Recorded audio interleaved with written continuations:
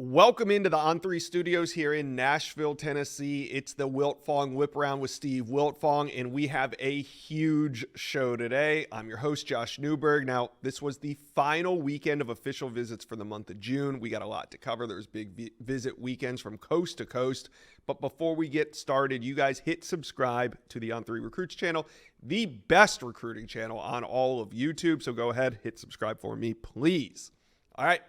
Let's bring on Steve Wiltfong. We're going to do a little five-star rundown. Let's start in Tuscaloosa where the Tide, they had a big final visit weekend of June, and Alabama has been excellent this summer at turning official visits into commitments. I don't think anybody's done it better this summer, Steve.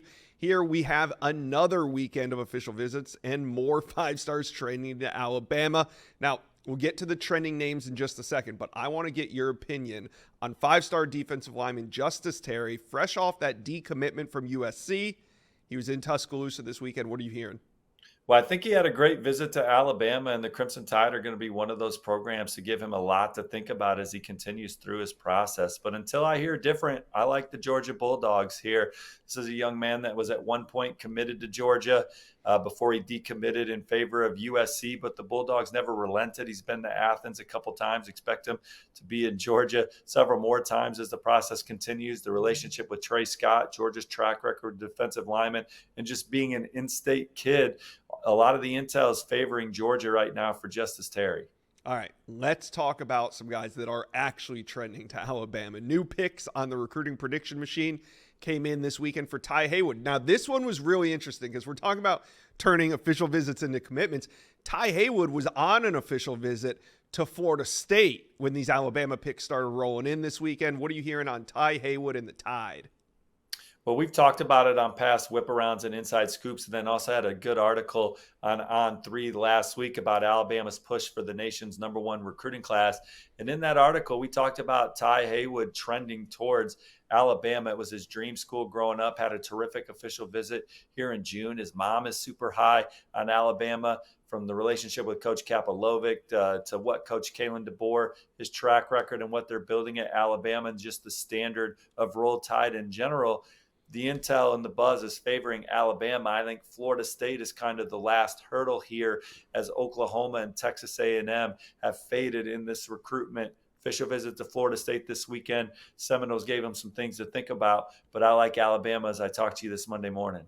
All right, now Caleb Cunningham, he is no stranger to naming a leader. He's seemingly done that after every official visit he's taken, but the difference here is Caleb Cunningham, there's picks rolling in for him on the recruiting prediction machine to Alabama.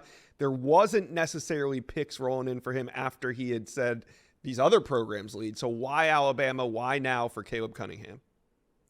Well, this is the first newly named leader that I believe. Talking to some sources that spent time with Caleb Cunningham at Alabama over the weekend, I think that the Tide has clearly set the bar moving forward for Caleb Cunningham.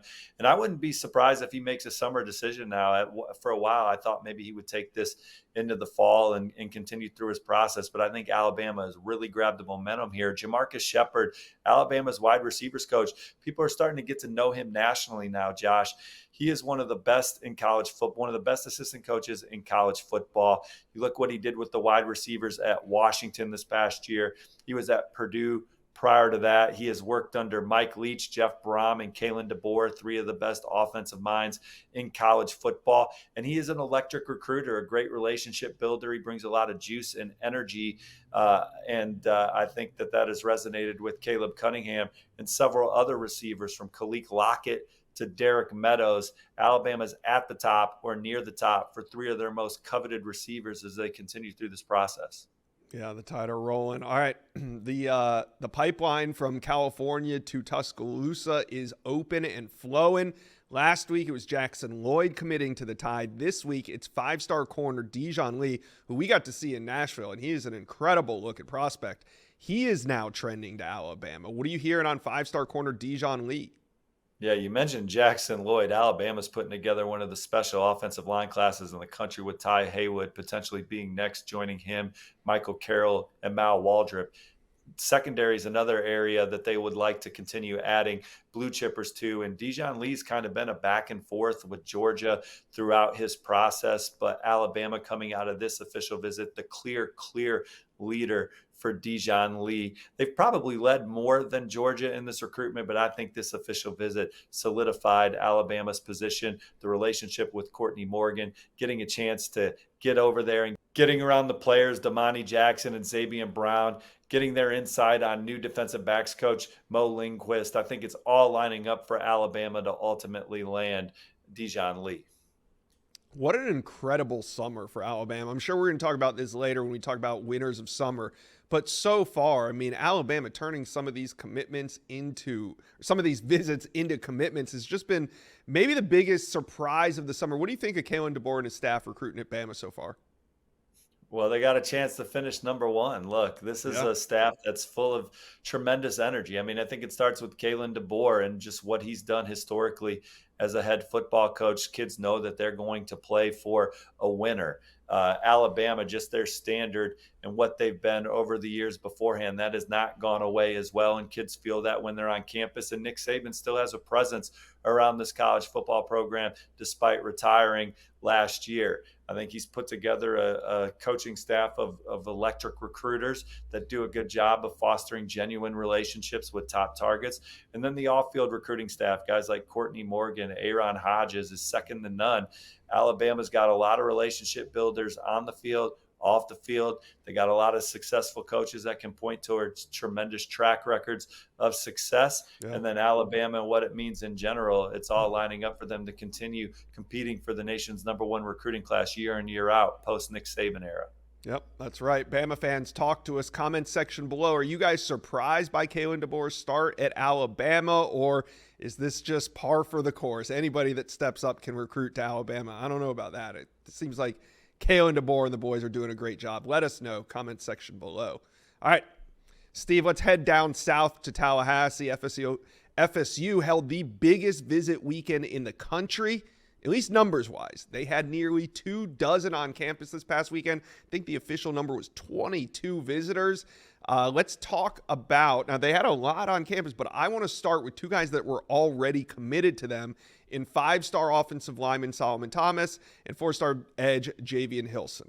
Now, both had been taking visits. Solomon Thomas went to LSU and UF. Javian Hilson, it was Texas. So, coming out of this Florida State official visit, did Florida State do what they needed to do to solidify either of these guys? Well, I think with Javian Hilson, he's come out and said that he's locked in with Florida State, so that's exciting. I still think you're going to have programs like Alabama and Florida push for visits during the season. But I think right now, if you're asking me stick or flip for Javian Hilson, I'm saying stick as the Seminoles continue to impress him.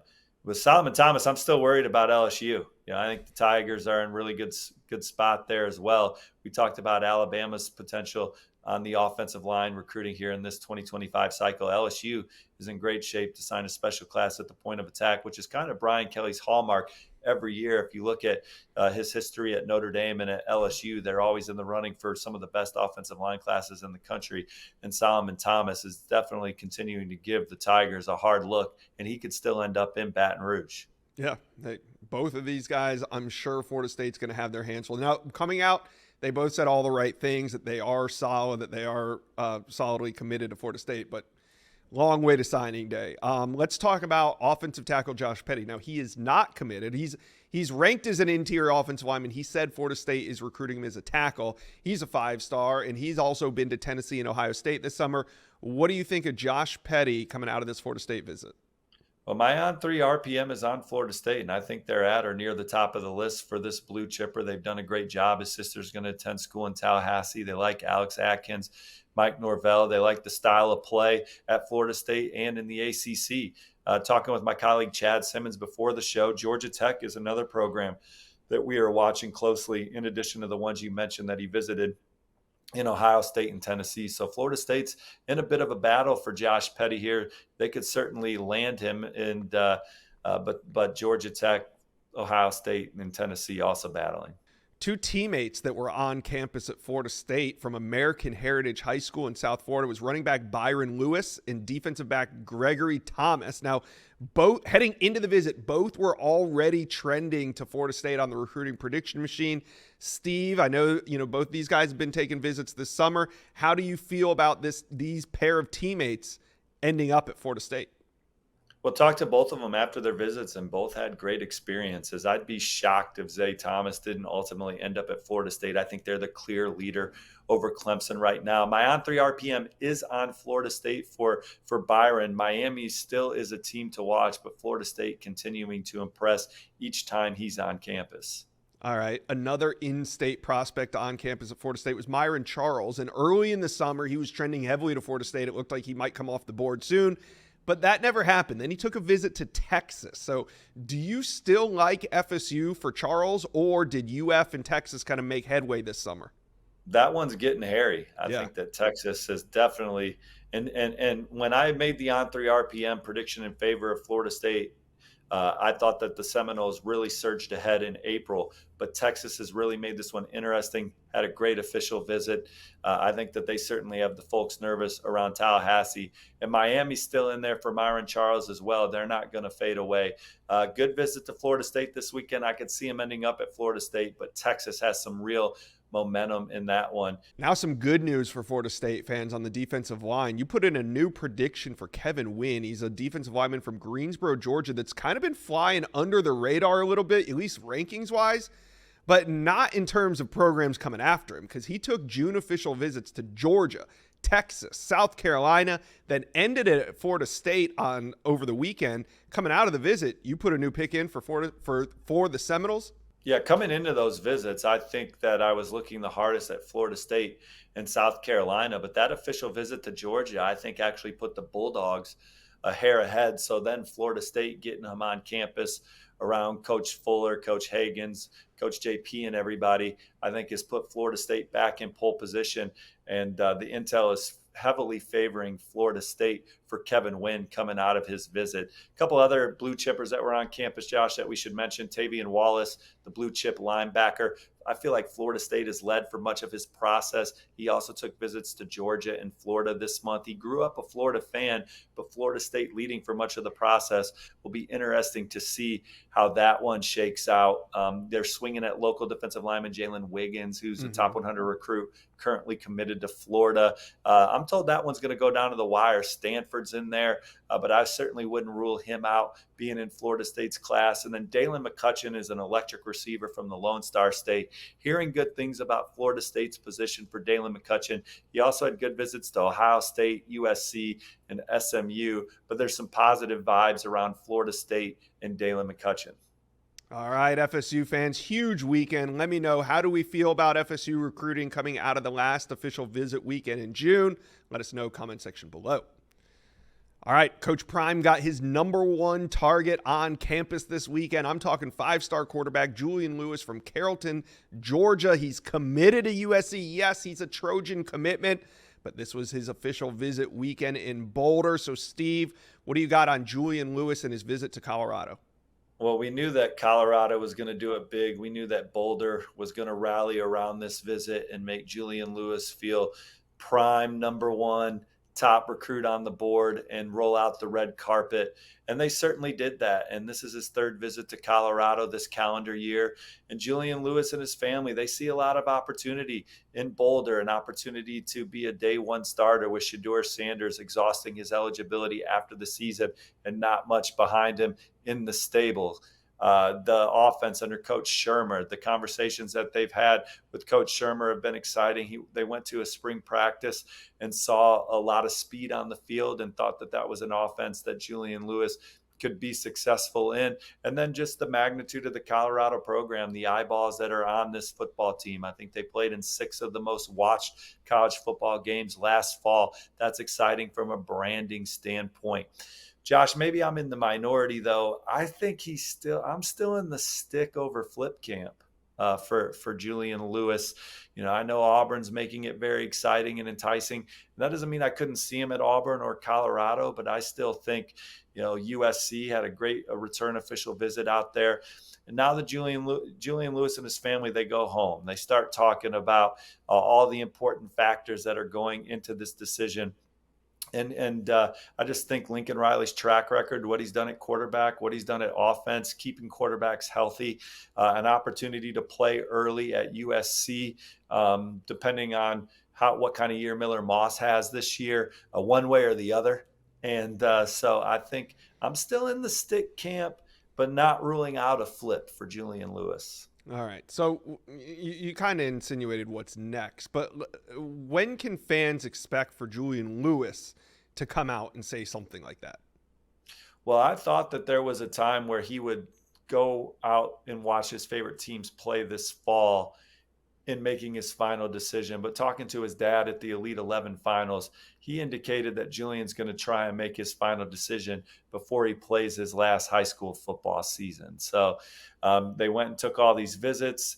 They were at Auburn a couple times this summer, a couple more times in the spring, made it out to USC in the spring and the summer. Again, Colorado got several visits. Indiana got 2 visits. And now Julian goes into decision mode here. And I think he's aiming to make his final decision before he takes his first senior snap at Carrollton High in Georgia. And senior season starts in August, which means there's one more official visit weekend or one more visit weekend at the end of July.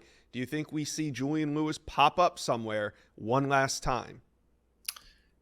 I think it's possible, but it'll depend on the Carrollton High School football schedule, because that's right. Now his focus, playing out this senior year, having as good a year as possible. He's the reigning Gatorade State Player of the Year, was a Gatorade National Player of the Year finalist, just had a good showing at the Elite 11 finals, thought he did well out there.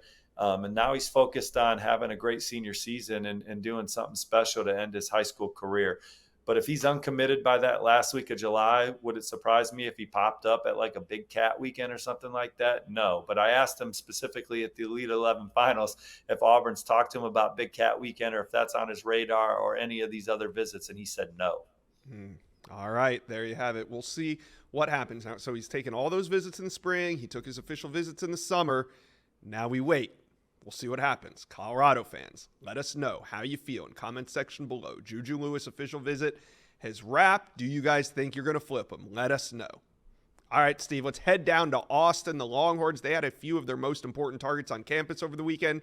Steve Sarkisian and his 5 stars. Let's talk about it. We'll start with offensive tackle Michael Fusi. He seems like he could be narrowing things down. He's taken so many trips. How do you see this recruitment now that he's taken this official to Texas? Yeah, talking to him on Sunday, he said it's coming down to Texas, Texas A&M, and Oklahoma, and now he's going to talk to his family and try and figure it out. He said it's going to be hard because all 3 of those programs gave him a lot to think about, specifically Texas. This weekend, he talked about the resources the football program has and the resources around Austin, and he also loved the presentation by the strength and conditioning staff. So there's been a lot of positive buzz around Texas for Michael Fusi, but nobody should sleep on Oklahoma and Texas A&M, and I think that there's some confidence around Norman that they're in a great spot for Michael Fusi as well. All right, it's a pair of 5-star wide receivers on campus and Khalil Lockett and Jamie French. Do you think that the Longhorns are in position to land both these guys coming out of this visit? Sure, certainly at the top or near the top for both of them. Going into the official visits, they led for each Khalil Lockett and Jamie French. But these visits have been eye-openers for both. I think Khalil Lockett goes into decision mode now, and his midweek visit to Alabama was a real needle mover as well for the things we talked about at the top of the show with Jamarcus Shepard, his track record, Kalen DeBoer, just the culture and feel and vibe around the building. Those are all exciting things for Khalil Lockett. But Texas is a program he's always had a keen eye on for a lot of the same reasons, and he said this visit answered a lot of his questions. And Jamie French, he's always spoken highly about Texas, a lot of the same things there. I maybe give them the edge right now, but he's not deciding until late August 30th, and I expect him back at LSU in July, and LSU is making this a real tight one, and I still wouldn't sleep on Mario Cristobal in Miami as well. How do you feel about, we talk about it a lot, the trio of the 3 5-star wide receivers into Dorian Moore, Khalil Lockett, and Jamie French, and the possibility that they all land at Texas? What do you think of that right now? Well, Texas would be the odds favorite for all three of them, but they could still land none of them. I mean, Right. these are very competitive recruitments right now. And if you talk to people that have spent time around Dorian Moore on the campuses of Ohio State, LSU, and Oregon, some of them wouldn't even put Texas in the top two. Now, I personally think it's hard to ignore Texas, and I know folks around Austin feel really, really good about Texas's position. But Dorian Moore, in my opinion, based on when I add it all up, is not a lock for Texas. And then Khalil Lockett and Jamie French, we just talked about those guys. I thought Texas led going into the official visits for each of them, and they certainly could land these guys, but very competitive recruitments as well. Let's whip it around to Norman, Oklahoma, where 5-star offensive tackle Andrew Babalola was at Oklahoma. Now, Steve, he's been trending heavily to Stanford, but can the Sooners stem the tide and kind of change the momentum of this recruitment after this official visit? Yeah, I think that their track record of offensive line development under Bill Bedenbaugh, time spent around the players on the team, particularly Walter Rouse, who transferred from Stanford to Oklahoma, and him giving him some insight on why he loves Oklahoma, are big things for the Sooners here. And then Oklahoma's had a relationship with him and his family as long as anybody that's been recruiting him. The team to watch with Andrew Babalola, Josh, might be Michigan. He took that official visit to Michigan a couple weekends ago. They kind of check all the boxes from a competitive and academic standpoint that he's looking for. And the more people I talk to at this point in the process for Andrew Babalola, there's a lot more Michigan talk. You know how we've said on this show, it's and Stanford. If you talk about people around Auburn, or talk to people around Oklahoma, or talk to people around Michigan or Mizzou, it's us and Stanford. But I think now, as I continue to talk to more sources, Michigan is a team that's getting hot here as well with Andrew Babalola. All right, let's talk about another 5-star, and that's Isaiah Gibson, the 5-star edge coming fresh off that decommitment from USC, was back at Georgia this weekend. Steve, what's the buzz there?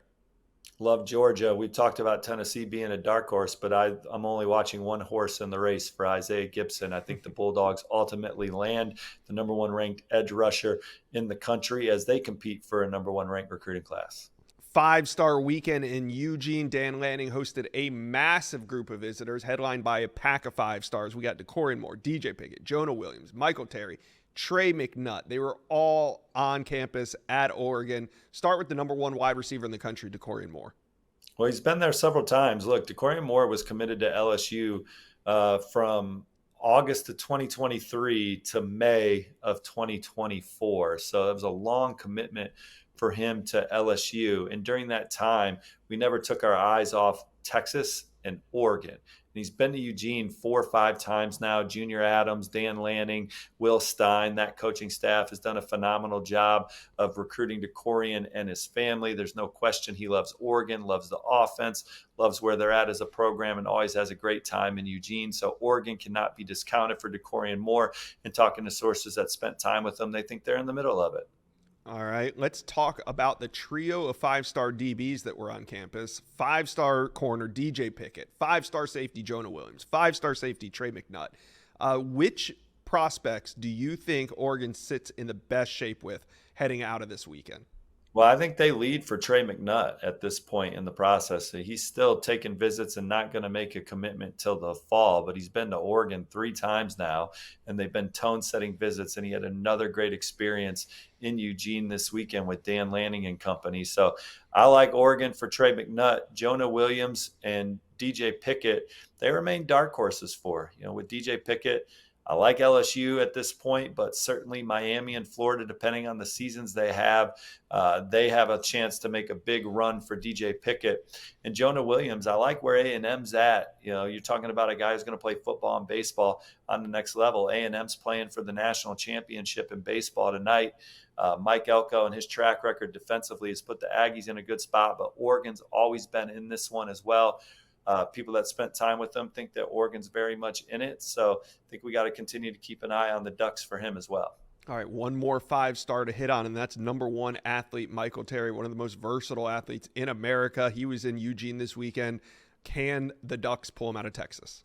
They definitely can. This is our buddy, Josh. This is one of the kids that we've marked as one of the coolest kids in the class after spending time with him at the On3 Elite Series.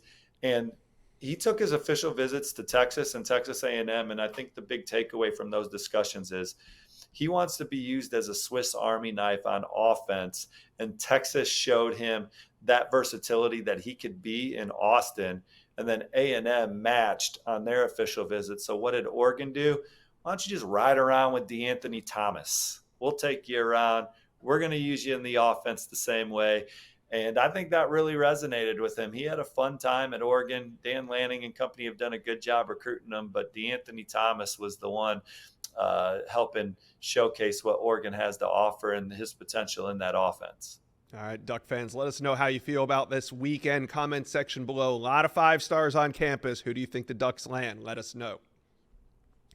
All right, Steve, you dropped some new predictions. Let's talk about them. We'll start here with Vernell Brown III, a weekend prediction to Florida, but this weekend he was on campus at Florida State.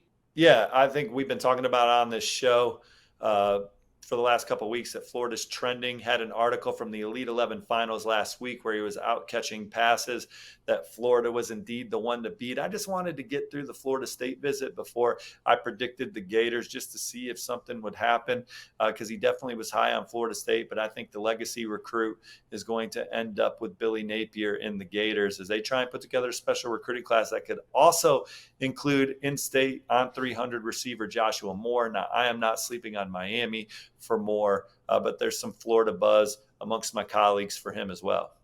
Yeah, and Joshua Moore will be making that decision tomorrow on Tuesday. Now, you did make a prediction for Florida State to land somebody, and that was Kevin Wynn, the defensive lineman from Georgia, was on campus this weekend at FSU. Yeah, I think coming into the summer visits, I was looking closest at Florida State and South Carolina, but I think an official visit to Georgia in June move that needle and put the Bulldogs in front. So Florida State getting the last visit, reminding him what he loved about the Seminoles. I got them in pole position coming out of this official visit. Right, and then finally on 300 linebacker Max A Granville, you put a pick in for Oklahoma there. I did. He took his last official visit to Oklahoma this weekend. My prediction was previously on Texas A&M, but the longstanding relationship with Coach Chavis, Coach Venables, the Soul Mission program, just the time that he had at Oklahoma this weekend, I think has put them in great position. But the other school to watch is Penn State. He had a great official visit to Penn State, was also there in the spring, loves that Penn State's amongst the nation's leaders in tackles for loss and sacks and the vision that they have for him. But Oklahoma, give them the edge or the inch right now, but certainly not ruling out Penn State. All right, let's head to Columbus inside a big recruiting weekend at Ohio State. The headliner there, 5-star offensive tackle, the number 1 offensive tackle in America, David Sanders Jr. was back at Ohio State. Steve, what's the buzz on Sanders coming out of this one? Well, when I talked to sources that spent time with David Sanders over the weekend, they say that the visit couldn't have gone better. And they point to things like the way he fits in with the players on the team and the commits. This is an aspiring sports medicine orthopedic surgeon.